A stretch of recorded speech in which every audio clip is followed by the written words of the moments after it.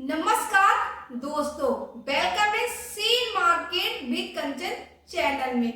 आज का टॉपिक होने वाला है पीएसयू स्टॉक के बारे में। पीएसयू स्टॉक में फिर से तेजी के पीछे का संकेत क्या है? जी हाँ दोस्तों, सरकार ने कुछ नई नीतियां और योजनाओं के चलते पीएसयू स्टॉक में और भी ज्यादा तेजी आई है। जैसे बीईएल हो गया, एनटीपीसी हो गया, कोल इंडिया हो गया, एचएएल हो गया। जैसी कंपनियों में आपको और भी ज्यादा तेजी देखने को आने वाले समय में मिल सकती है। तो आइए जानते हैं सरकार की वो कौन सी नीतियां जिसके कारण से इन स्टॉकों में आपको तेजी देखने को मिली है। हो सकता है आने वाले समय में ये तेजी और भी ज्यादा देखने को मिल सके। सारी जानकारी इस वीडियो में मिलने वाली है, तो आपको ये वीडियो कंप्लीट वॉच कर लेना है, जिससे कि आपको पता चल सके पीएसयू स्टॉक में तेजी के पीछे का कारण क्या है, सरकार की क्या नई नीतियां जिससे शेयर में तेजी देखने को मिल रही है और आने वाले समय में और भी ज्यादा तेजी देखने को मिल सकती है। मेरा वीडियो बनाने का सिर्फ एक ही मोटिव है कि आपको सही जानकारी मिल सके। जो भी मैंने जानकारी दी है वो सिर्फ आपको एजुकेशन पर्पस से मिलेगी। तो आपको ये वीडियो लास्ट तक जरूर देखना, जिससे आपको सरकार की नई नीतियों के बारे में आपको पता चल सके। पार्ट नंबर 1, सरकार की नई नीतियां क्या है। तो आपको ये चीज भी पता होनी चाहिए कि सरकार की कौन कौन सी वो नई नीतियां जिसके चलते पीएसयू स्टॉक में आपको तेजी देखने को मिल रही है। दोस्तों हाल में ही सरकार ने कुछ बड़े फैसले लिए हैं पीएसयू कंपनियों में, जैसे defence, energy and infrastructure sector में आपको और भी ज्यादा तेजी देखने को मिल सकती है, क्योंकि इनमें लगातार सरकार नई नई योजनाएं ला रही है और इन कंपनियों को और भी बड़े बड़े ऑर्डर मिल रहे हैं। इसमें कुछ ऐसी योजनाएं हैं जैसे मेक इन इंडिया और आत्मनिर्भर भारत के तहत बीईएल, एचएएल जैसी कंपनियां को बड़े बड़े नए ऑर्डर लगातार मिलते ही जा रहे हैं। एनटीपीसी और कोल इंडिया को ग्रीन एनर्जी ट्रांसमिशन के लिए बड़ी रकम का समर्थन किया जा रहा है सरकार की तरफ से। इन नीतियों का असर सीधा इन सेक्टरों में आपको दिखाई दे रहा है, जिससे इन सेक्टरों में आपको तेजी देखने को मिल रही है। हो सकता है आने वाले समय में आपको इन सेक्टरों में और भी ज्यादा तेजी देखने को मिल सके। इसके कारण से शेयर के प्राइस में भी आपको तेजी देखने को मिल रही है। पार्ट 2 में बात करते हैं कौन से स्टॉक में आपको ज्यादा तेजी देखने को मिल रही है। तो कुछ ऐसी कंपनियों के बारे में बात करते हैं, जैसे बीईएल। बीईएल का मतलब है भारत इलेक्ट्रॉनिक लिमिटेड। ये कंपनी डिफेंस में काम करती है और इस कंपनी को लगातार नए नए ऑर्डर मिल रहे हैं।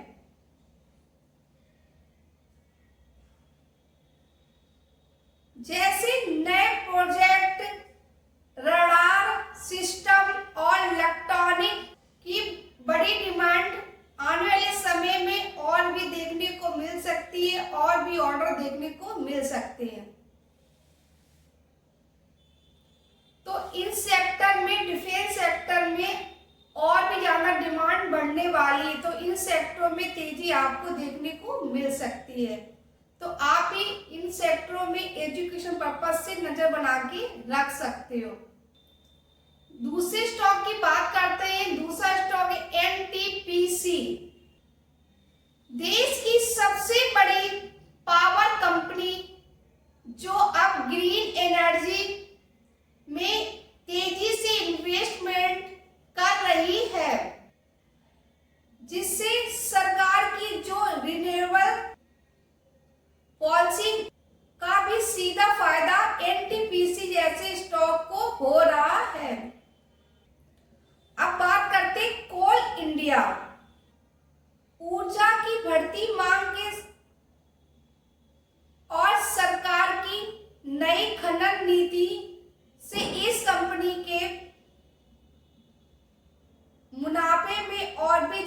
उछाल देखने को मिल सकता है। और इन तीनों कंपनियों में विदेशी इन्वेस्टर और घरेलू इन्वेस्टर दोनों ही अपनी हिस्सेदारी को बढ़ा रहे हैं। तो आप भी इन स्टॉक में नजर बना के भी रख सकते हो। नंबर 3 की बात करते हैं, सरकार का फोकस पीएसयू पर क्यों? दोस्तों, सरकार का लक्ष्य है देश की मूलभूत संरचना इंफ्रास्ट्रक्चर को और भी ज्यादा मजबूत बना सके। इसमें पीएसयू कंपनियों की बहुत ही बड़ी भूमिका होती है, चाहे वो बिजली उत्पादन हो, डिफेंस हो यानी कि रक्षा, या फिर कोयले की सप्लाई। इसी वजह से सरकार इन कंपनियों को नए प्रोजेक्ट दे रही है और अगले समय में ये प्रोजेक्ट और भी ज्यादा देती हुई नजर आएगी। तो इसी वजह से सरकार इन कंपनियों को और भी ऑर्डर दे रही है। आने समय में और भी ज्यादा ऑर्डर मिलने के सबसे ज्यादा चांस है।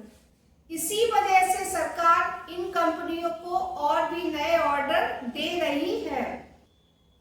आने वाले समय में इन कंपनियों की कमाई में और भी लगातार बढ़ोतरी देखने को मिल सकती है, यानी कि इन सेक्टरों में और भी ज्यादा उछाल देखने को मिल सकता है। निवेशकों के लिए क्या रणनीति होनी चाहिए? अगर आप भी लंबी अवधि यानी कि लॉन्ग टर्म इन्वेस्टर हो तो आप पीएसयू स्टॉक में इन्वेस्टमेंट कर सकते हो।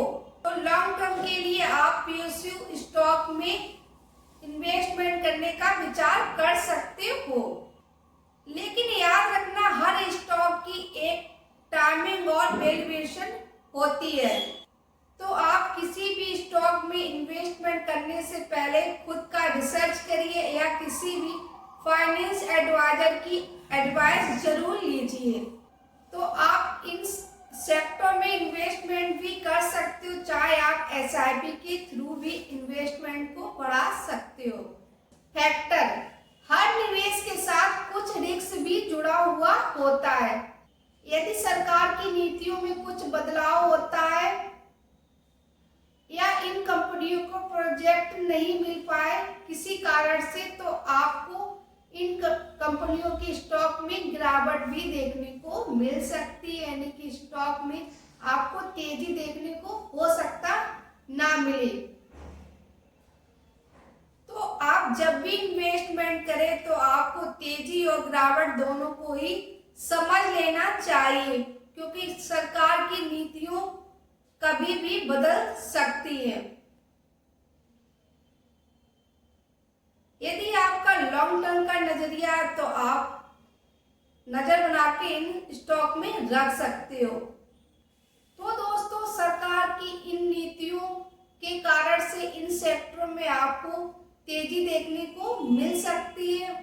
लेकिन मेरा मानना है कि जब भी आप किसी भी स्टॉक में इन्वेस्टमेंट करें तो आप अपना खुद का रिसर्च करना जरूर सीखें, या फिर आप किसी भी फाइनेंस एडवाइजर की एडवाइस लें, तभी आप किसी भी स्टॉक में इन्वेस्टमेंट करें, क्योंकि सरकार की नीतियां कभी भी बदल सकती है। तो आपको इस चीज को भी हमेशा माइंड में सेट कर लेना है कि चाहे शेयर ऊपर जाए या फिर शेयर में गिरावट हो, तो आपको दोनों चीजों के रिस्क फैक्टर को पता होना चाहिए। जहां प्रॉफिट भी है वहां पर लॉस भी है।